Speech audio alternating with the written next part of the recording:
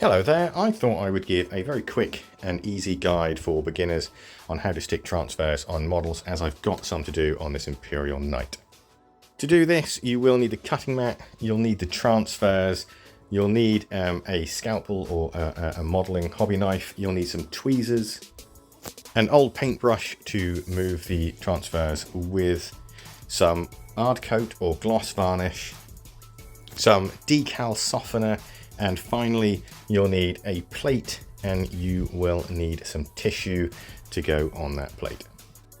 First thing we are going to do is we're going to wet the tissue. We're not going to overly soak it, but we're going to get it nice and damp. This will help get the transfers off the sheet. Next up, it's time for the hard coat or gloss varnish. And with that, what we're going to do is we're going to coat the area that we plan to put the transfer on. That way it makes the surface a little bit smoother. Don't worry about it. The shine, we'll deal with that at the end, but for now, just coat those bits with some gloss varnish. While the varnish is drying, it's time to cut out the transfers that you want to use. Make sure you use a nice sharp cutting implement. I normally use my hobby knife from Army Painter, and cut as close as you can to the actual transfer, but try not to cut into them.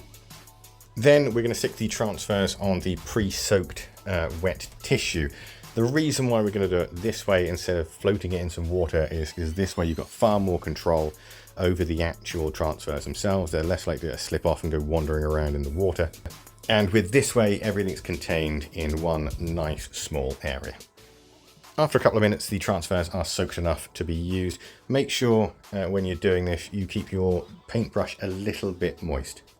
That way it'll help you guide and move the transfer into the exact spot you want it to be, and it'll be a lot easier to straighten up once it's actually on the miniature.